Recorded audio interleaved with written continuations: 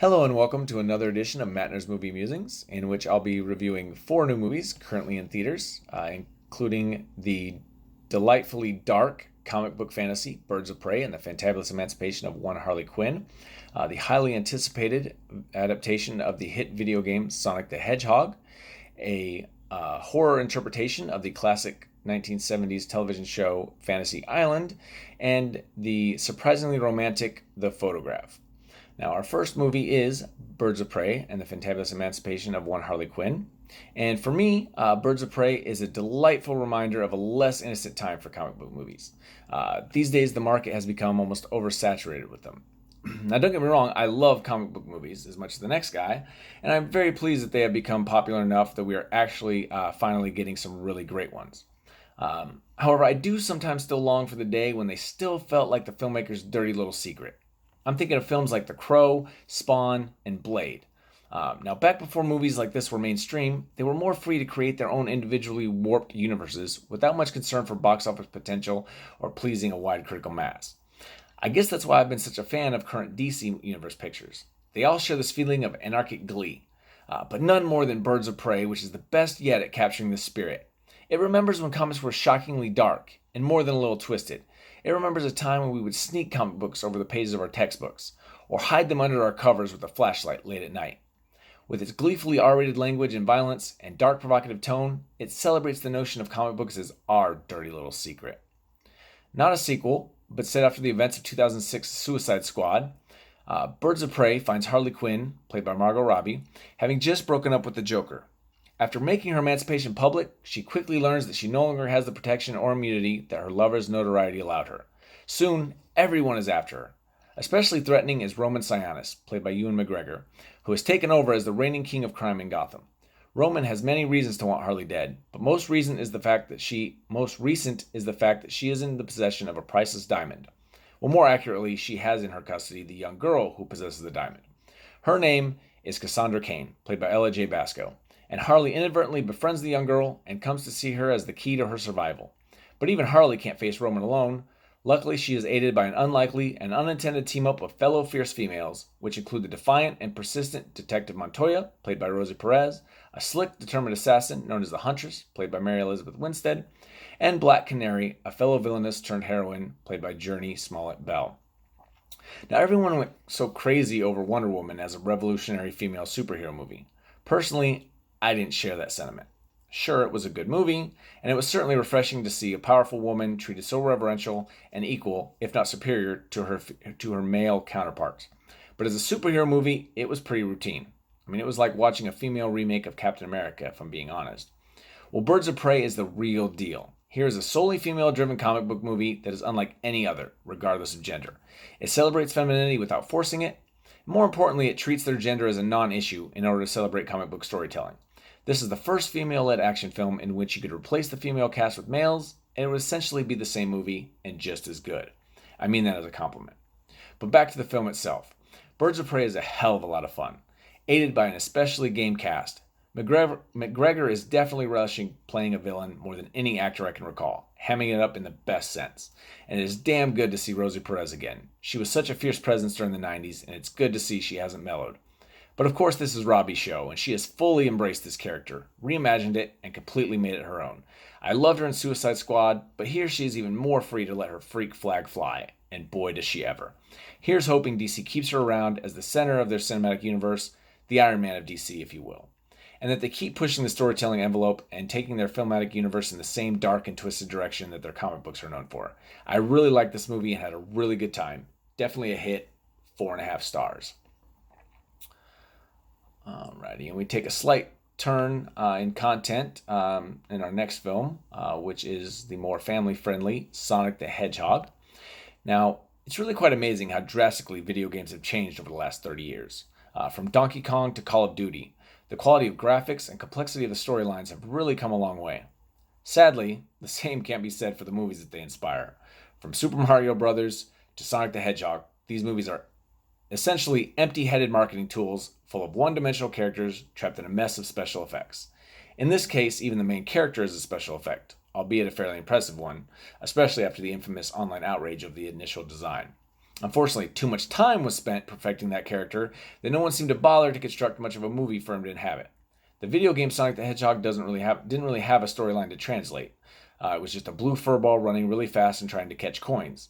Thankfully, the filmmakers don't try to translate that into a storyline. Instead, they have Sonic as an alien from another planet whose coins allow him to teleport. But that's about as inventive as the film gets.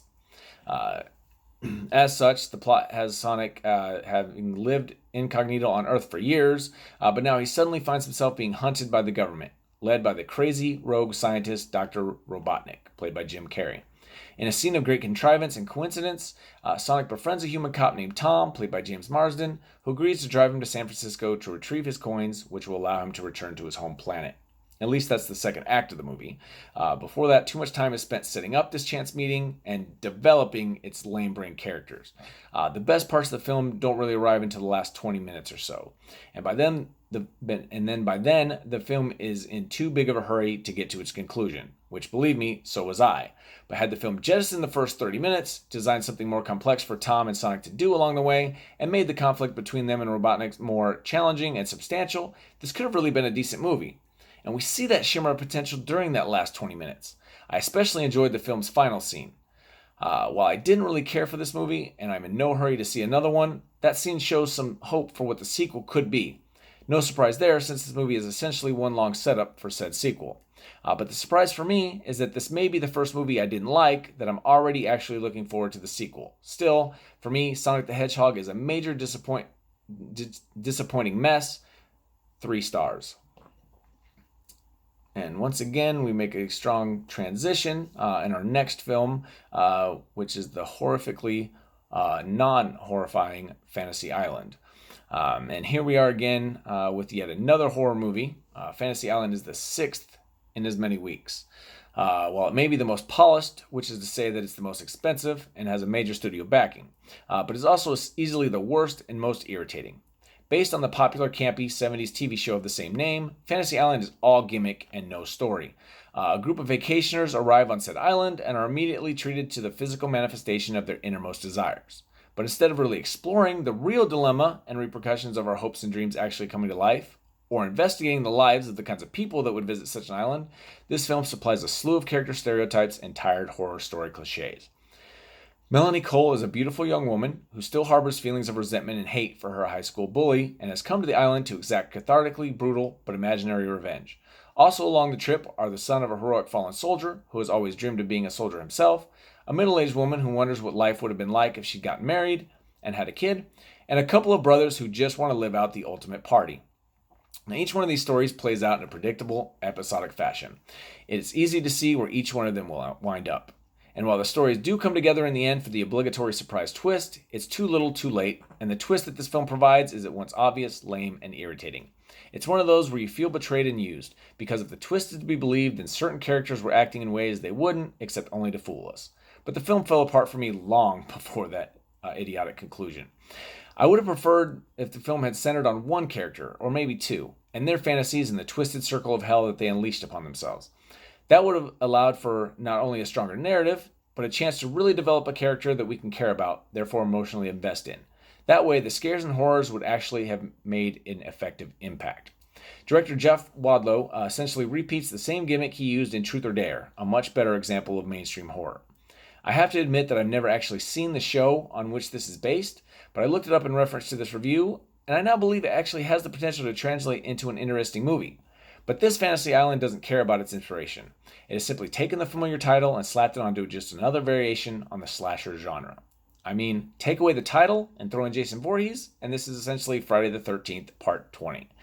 In honor of the movie, I'd like to tell you my fantasy that I had while watching this film, which was that it was over, I was back in my car on my way home with my money and time restored and no memory whatsoever of this insipid film.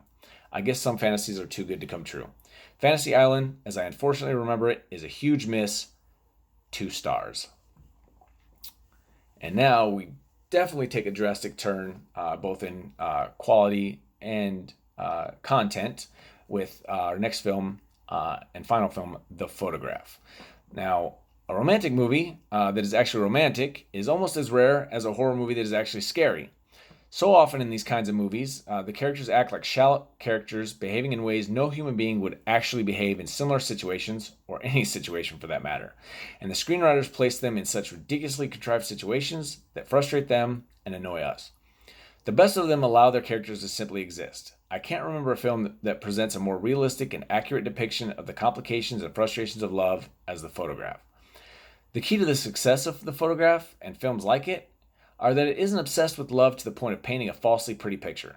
Instead of focusing so intently on love and a fairy tale romance, the film simply focuses on people. For the first half of the film, its characters aren't even necessarily in love. They are simply living life, have a chance meeting, and decide there's enough of an attraction to explore their possible relationship further. Michael Block, Lakeith Stanfield, is a reporter working on a story about famed photographer Christina Ames. As the film opens, he's in Louisiana interviewing Isaac, played by Rob Morgan, a man who knew and loved her long ago before she moved to New York to become the successful professional that warrants a reporter to do such a story about her. Block then travels to New York to track down Ames' surviving daughter, May, played by Issa Rae, to further discover the personal life behind the successful professional. What he finds is the usual tale of sacrifice and regret in the name of reaching professional achievement. What's surprising is that he finds himself more interested in May for personal pleasure than professional information. And as the two start a rather abrupt but obviously meaningful courtship, we see flashbacks that fill in the story of a similarly vehement romance between Isaac and Christina. Now, as described there, the film probably sounds a lot like your standard romantic nonsense. But the devil, as they say, is in the details. For example, we know early on that Michael is no good at relationships and tends to bail rather quickly. We know this through some colorful conversations with his brother, Kyle, played by Lil Rel Howery, who sets the romantic example for Michael and the audience as a happily married husband and father. May is on course to repeat the mistakes of her mother, as she spent her life so focused on her career that she hasn't had time to stop and even think about love. Now, with the appearance of Michael, she's forced to confront not only her own apprehensive towards love, but her past involving her relationship with her mother and her mother's own disastrous relationships.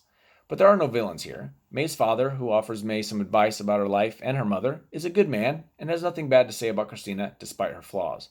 In a lesser movie, either the father would be a dolt or demon, and or Christina would be painted as a loveless shrew. Instead, they're allowed to be realistic, flawed, but well-meaning humans who lived their lives the best they could. Similar, Michael and May are two people, both trying to navigate this chaotic, frightening, and sometimes wonderful journey known as life, and happen to meet someone who could possibly be a suitable companion on their journey. Writer-director Stella Meggy isn't afraid to take her time and simply observe these characters as they live their lives. In real life, people spend moments of silence between each other. We aren't constantly talking because we don't have a script to follow. And I like that Meggy adds that extra touch of realism. I especially liked her use of jazz music to fill the voids of silence, allowing the characters to be silent, and also underlying the feelings of love and desire that are boiling within the characters.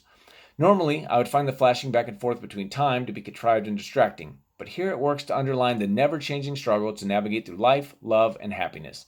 The Photograph is that rare, genuinely romantic film. It's also sweet, observant, and soulful. A major hit for me, 4.5 stars.